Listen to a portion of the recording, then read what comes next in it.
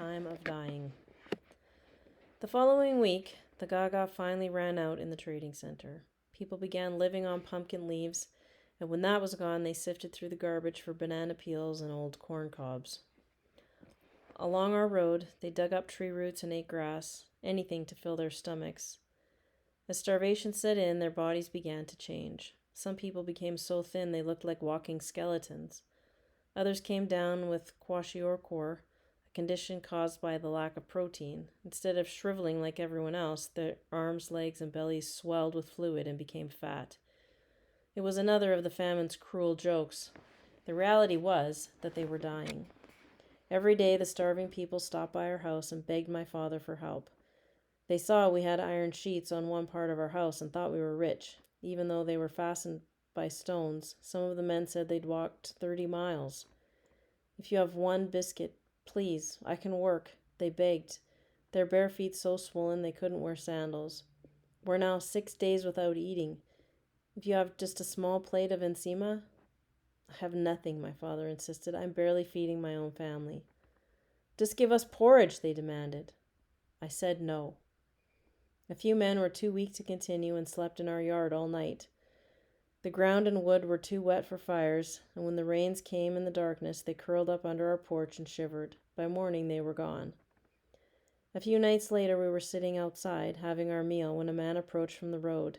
He was covered in mud and so thin it was hard to understand how he was even alive.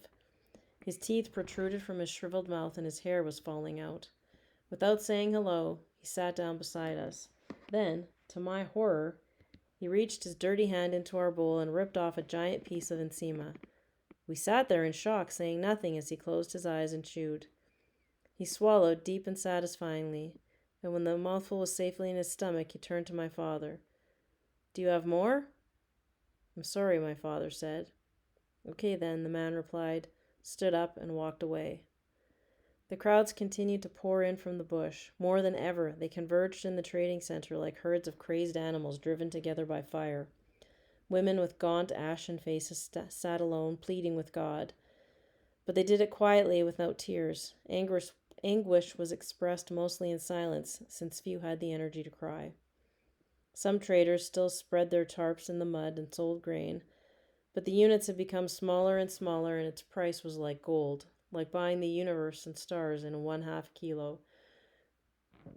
Crowds gathered around, but mostly to stare in stunned amazement, as if watching a dream in heaven. Those with energy used it to scream and beg so their families might live. "Buona, just a small plate of flour for my child. That's all I need. It's for my child." "Hey, if I start with you," the traders answered, then said nothing at all. The ones with energy edged closer, lunging like a wolf pack, whenever a kernel fell to the ground, shoveling gravel and all into their mouths. Each group told a different story of the dead. There was the man who'd spent days looking for food, one man said. One morning he decided to nap under a tree and never woke up. "I was cooking," said another, when a man came and sat down. He said he needed to eat, but before the encima was ready, he too was dead. Others had gone so many days without eating, the first bellyful of food sent their bodies into fatal shock. One woman stepped over 2 dead men on the road, still painfully clutching their hose. Men whose legs had swollen with kwashiorkor tried to drain their giant blisters with a knife, only to die later from an infection. The people on the roads weren't the only ones wasting away. One night in early February, I sat down to eat my small portion of encima and noticed Kamba standing in the open door. His head hung low and his eyes drooped, and by the lantern light I could count each rib pressing beneath his skin. The walk across the courtyard had exhausted him. Like so many others in Wimby, my dog was starving to death. His last big meal had been the Christmas goat skin, which had given him strength and even added a little weight, but since then I'd managed to feed him only 5 times, just a small handful of encima, and little more. I had nothing to give him tonight. "Sorry, friend," I said. I felt a lump swell in my throat. "I just can't share." It didn't take me long to eat. When the food was gone and out of sight, I stepped over Kamba and went to my room. I lay down in bed and fell into a strange, fitful sleep. That night I dreamed that my stomach had taken over my entire body, filling up my arms, legs, and head like a great big balloon. but at some point in the dream it had popped and left only emptiness. It turned out my stomach had only been filled with air. Now it was shriveled and useless and howled in anguish. I took deep breaths to try and fill it again, but it was no use. My whole body ached. I have to eat, I thought. I lay there listening to the rain on my roof, then gathered the strength to move. I got out of bed, made my way outside. I stopped at the kitchen door and peeked in. Kamba was curled up by the fire, which had long lost its heat. "Kamba," I shouted, "let's go hunting." The very word made him shoot upright as if he'd been shocked. He slapped his tail against the floor and struggled to his feet. It had been a year since I'd said those words to him, and still he was ready. In fact, his tail swung so hard I thought it would knock him back over. "Let's get some food, boy."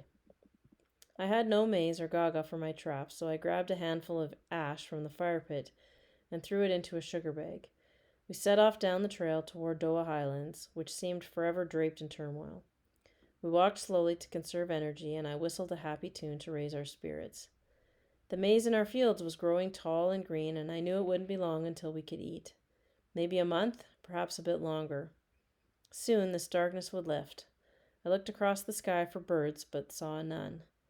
At the trap site, I fastened the rubber to the poles and set the trigger. I sprinkled the ash along the ground and sighed. It looked pathetic. "Let's hope these birds are as hungry as we are," I said. If we could get 3 birds, perhaps tonight I could sleep better. Perhaps Kamba could gain some strength and hang on for another week. I took the rope and dragged it behind a nearby tree, where the dog and I stretched out and waited. He immediately fell asleep. 15 minutes later, a small flock of birds swooped down and landed beside the trap. Kamba's head shot up as if he'd seen them in his dream. As they hopped toward the kill zone, I let my imagination wander. I pictured the warm fire in the courtyard, felt my hands rubbing the salt into the meat, then hanging the pieces over the embers. I heard the sizzling and breathed in the rich aroma. The sudden pounding of my heart snapped me out of my daydream just in time to see the birds approach the bait. I was about to pull the rope when they realized it was only ash and flew away in a burst of wings. I exhaled in defeat. I may have even cried. That night, back at home, Kamba fell into a deep, scary slumber. I had a difficult time waking him, even with some enzima and pumpkin leaves I'd saved from dinner. "Kamba," I shouted, "supper!" He opened his eyes and gave me a slap of his tail. I tossed the food into the air, but he made no effort, and it landed with a thud on the ground. Several minutes passed before he could lift himself to eat. His body quivered when he swallowed. 2 days later, I fed him again. It was only some pumpkin leaves, so I walked over and spooned them into his bowl. "I wish it was more," I said, "but it's all I can manage." But as soon as the food hit Kamba's stomach, he vomited it back up. I knew the end was near. "Just wait 1 month. We'll be feasting in a month." The next morning, my cousin Charity stopped by the house. He was with his friend Myzik, whom I didn't recognize at first. Myzik had always been a great big guy, a real bruiser, but now I could see the skull in his face. When he saw Kamba, his voice got a bit crazy. "Look at this thing," he said. "This dog's pathetic." Kamba was half asleep, unmoved by the flies nesting on his coat. He'd long stopped caring. "I can't even stand to look at it," he said. I tried changing the subject. "So what are you chaps doing today?" I said. "Going to the trading center, as usual," Charity replied. "Perhaps we'll find some ganyu, but I'm not so hopeful." While Charity and I talked, Myzik kept his eyes on Kamba, like he was obsessed. He said, "You need to put this thing out of its misery. Take it behind the house and use a big stone." I pretended not to hear him. "He's right, William," Charity said. "Can't you see the dog is suffering? Take him to the dambo where the water is high. It will be painless." "Well, wait a minute," I said, stammering. "What are you guys saying?" "We're saying it's time to be a man," said Myzik. I wanted to smash his face. "My dog is fine," I said. "He's going to get better. In just a month we'll be—" "If you can't do it yourself," Myzik snapped, "then we'll do it for you." I looked at Charity, who then lowered his voice. "It's the right thing to do, William. Don't worry, you won't even have to bother. We'll simply stop by tomorrow and take him. He won't feel a thing." I struggled to find words, some form of protest, but Myzik's crazy eyes stole my breath. They were yellow like a bitten hyena. When Myzik and Charity finally left, I felt dizzy and weak as if my legs were made of grass.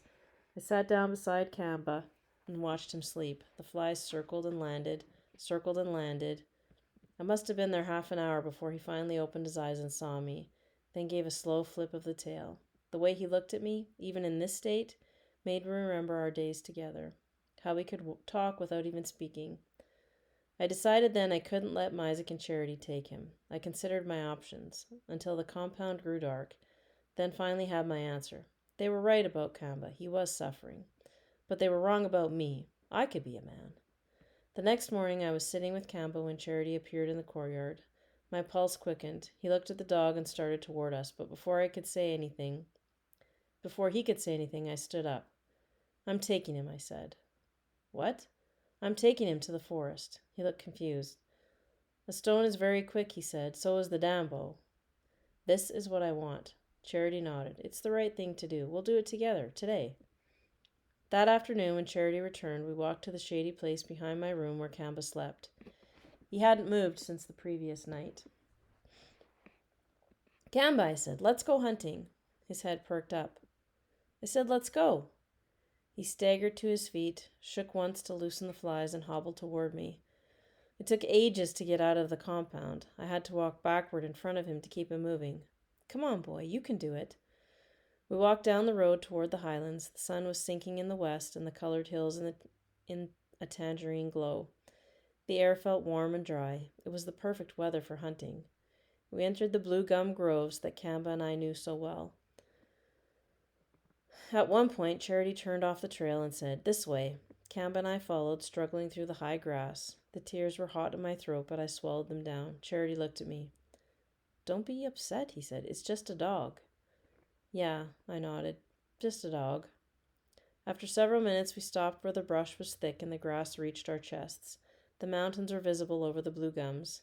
"This is a good place," Charity said. "No one will pass here." It didn't feel right. Sure enough, turning around, I could still see the top of my house. "This is too close," I said. "This dog can't go any further." I looked over at Kamba. He'd collapsed in the grass under the thombosi tree and was panting heavily. Without a word, Charity started stripping bark from a ketchkur tree to make a long rope. I turned my back and stared into the forest. When his hands went quiet, I knew he was ready. "Tie him to the tree," I said.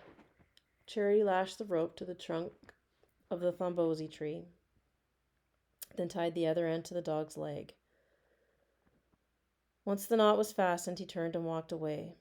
When I followed, Kamba raised his head and began to whine. He knew I was leaving him. After a few steps down the trail, I made the enormous mistake of turning to look. His eyes were still on me. Then he laid down his head. "I did a terrible thing," I said, then walked faster through the trees. Once we'd reached the compound, Charity went home and I walked toward my room. Along the way, I passed Kamba's food bowl sitting by the hen house. I picked it up and hurled it against the ground, shattering it to pieces. "It's just a dog," I thought. I stayed awake long into the night, knowing that Kamba was just down the hill. If I screamed his name loud enough, I thought, he could probably hear me. The next day, I avoided everyone and stayed busy in the fields, but once I got home that afternoon, Socrates was there visiting my father. "Have you seen Kamba?" he asked. "I can't find him anywhere." "I haven't seen him," I said. Well, I hope those wild dogs didn't get him." "Yeah," I replied. "Me too." That night, I tried to force Kamba out of my mind, but I kept seeing him in the tall grass. The image never stayed long, for I was too hungry to concentrate on anything. The next morning, Charity found me in my room. "Let's go see what happened to Kamba," he said. "What do you mean?" "Let's go see if he's dead." He carried a hoe in his hand and told me to grab mine. "We'll bring them so people will think we're going to the fields. That way, we can bury him." We set off with our tools, but I was too mixed up for conversation. We turned off the trail and into the bush, where the grass was still wet from the morning dew and soaked my new trousers. After a while, I saw a white hump on the ground. "Look," Charity said. "Is he dead?" We walked closer. Kamba was in the same position as when we'd left him. His head rested on his front paws and his eyes were wide open. I gasped, expecting him to move. Then I saw his tongue sticking out. It was dry like paper and covered with ants. "Kamba is dead," I said. The rope hadn't budged. There'd been no struggle. A terrible thought seized me. After Campbell watched me go, he'd surrendered his will to live, which meant that I'd killed him. While Charity untied the rope, I started digging the hole. A furious energy came over me, and I worked faster than I had in months. When the grave was ready, Charity and I pushed Camba's body inside, then paused. "So long, Camba," I said. "You were a good friend." We filled the grave with soil and left no marker. We even concealed the freshly dug earth with grass and leaves. When Charity and I returned home, we told no one about what we'd done. It remained a secret all these years until now.